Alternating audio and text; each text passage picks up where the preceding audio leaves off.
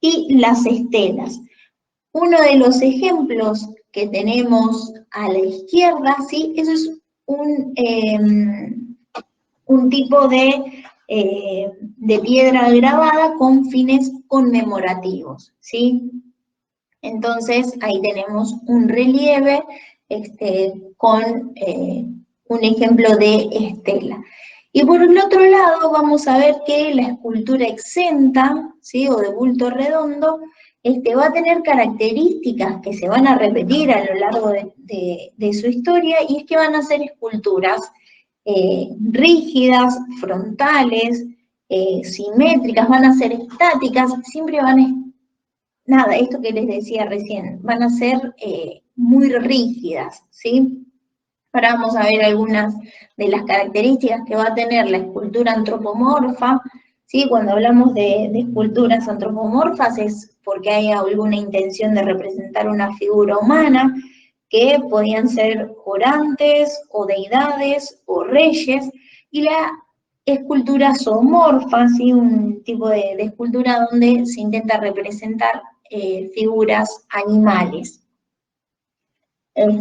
Muchas de esas figuras hablan de los animales como seres sagrados.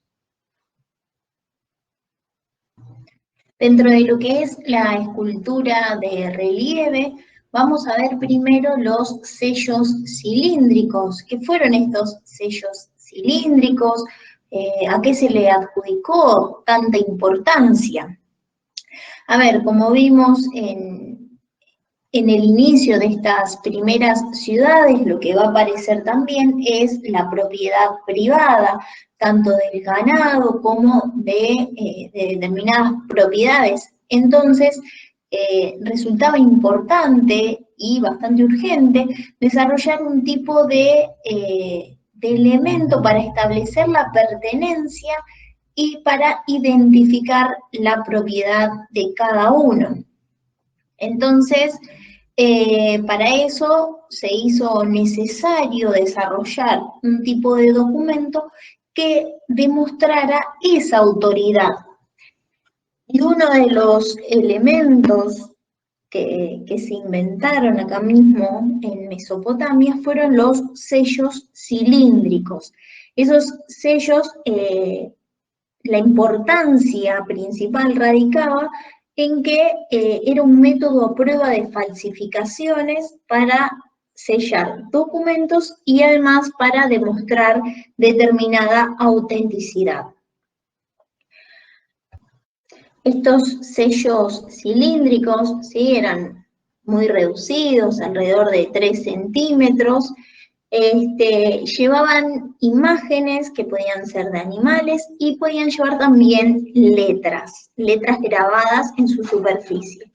Entonces, sobre estos pequeños cilindros de piedra se hacían huecos, ¿sí? Quedaban huecos grabados que al deslizar este cilindro sobre un bloque de arcilla húmeda quedaba el registro, ¿sí? El documento de lo que allí estaba grabado.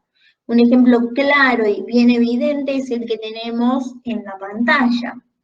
¿Sí? Del lado izquierdo vemos el cilindro, ¿sí? Donde está la parte trasera del animal y una rama del trigo, y que al deslizar, ¿sí? Ese bloquecito sobre la arcilla húmeda, lo que quedaba era esta identificación. Claramente ese diseño quedaba en relieve. También se sabe por textos de Heródoto, que es considerado uno de los primeros historiadores, que la gente en Mesopotamia circulaba con estos pequeños sellos cilíndricos en las muñecas de sus manos o colgados del cuello. El código vamos a ver que también algo habitual que va a pasar en Mesopotamia es que los textos escritos se van a combinar con imágenes en relieve. A la vez, la acumulación de textos escritos, de registros, va a dar lugar a que se organicen y se creen las primeras bibliotecas, lo que va a dar surgimiento también a la literatura y a la historia, y debido a la escritura también y como una manera de estabilizar a la sociedad bajo el imperio del rey, se van a desarrollar los códigos legislativos. En esos códigos legislativos se explicaban los delitos y los castigos, estableciendo determinado orden social y la justicia en el pueblo. Nosotros ahora estamos frente al Código de Hammurabi, el primer código de leyes escrito en la historia de la humanidad. Es una estela, ¿sí? Una estela, como vemos ahí, es una piedra inscrita o grabada que se utilizaba con fines conmemorativos. Es una piedra que cuenta con las 282 leyes, donde se establecía que por determinado delito se establecía determinado castigo. En la imagen superior, ¿sí? En el relieve que podemos observar, está el rey Hammurabi, ¿sí? Y sentado frente a él está el dios Sol Shamash. Lo que hace la divinidad es ordenarle al rey que escriba las leyes para el pueblo de Babilonia.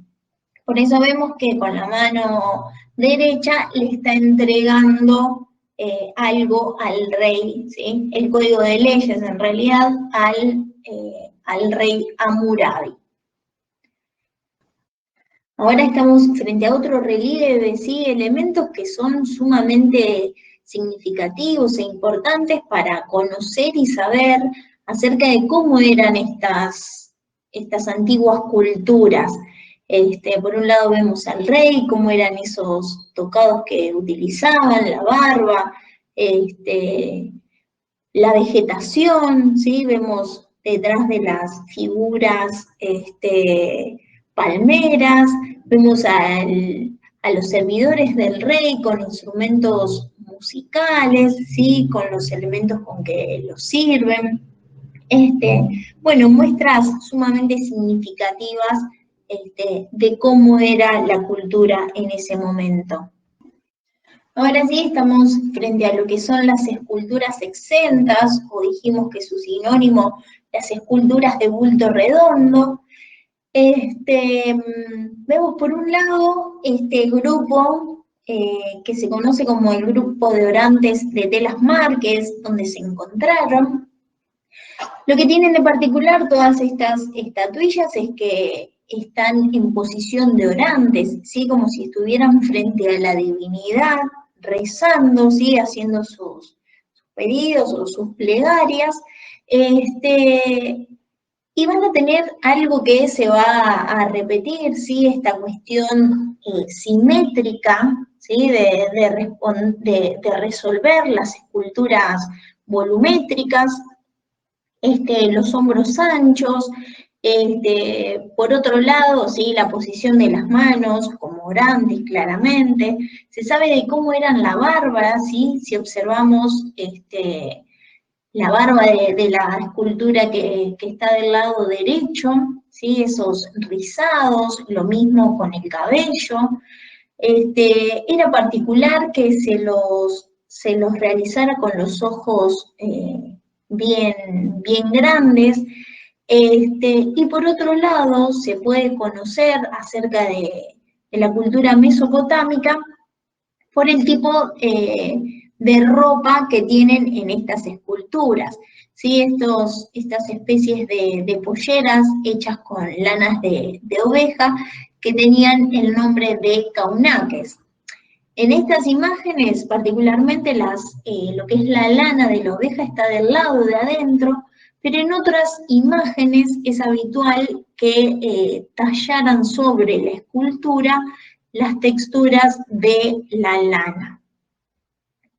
Bueno, y otra de las cuestiones que habíamos dicho que eran esculturas antropomorfas, ¿sí? Si bien a ellos lo que les interesaba era representar figuras humanas y no hacer auténticos retratos de personas. Por último, en lo que respecta a la escultura, estamos frente a un tipo de escultura